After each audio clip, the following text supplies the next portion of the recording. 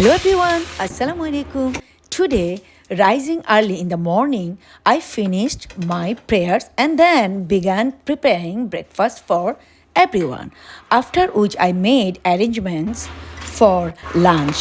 সকালে ঘুম থেকে ওঠার পরে যদি রান্নাবান্না করা হয় বা অন্যান্য কাজে ব্যস্ত থাকা যায় তাহলে তার কোনো কথাই নেই।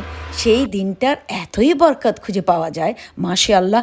কারণ সকাল সকালে যখন তোমার রান্নাবান্না শেষ হয়ে যাবে তখন মনে হবে তোমার দিনটাই শেষ হচ্ছে না। সকালে এতই বরকত মাশাআল্লাহ। নাস্তা খাওয়ার পরপরই আর দেরি না করে দুপুরের রান্না শুরু করে দিলাম। After making breakfast I prepared a shrimp malai curry with potatoes, made some pasta and whipped up some piping hot kebab. এই তো হয়ে গেল সারাদিনের রান্নাবান্না, সারাদিনের খাওয়া দাওয়া। আলহামদুলিল্লাহ, তোমরাও চেষ্টা করো সকাল সকালে কাজ শেষ করতে। Bye bye, enjoy.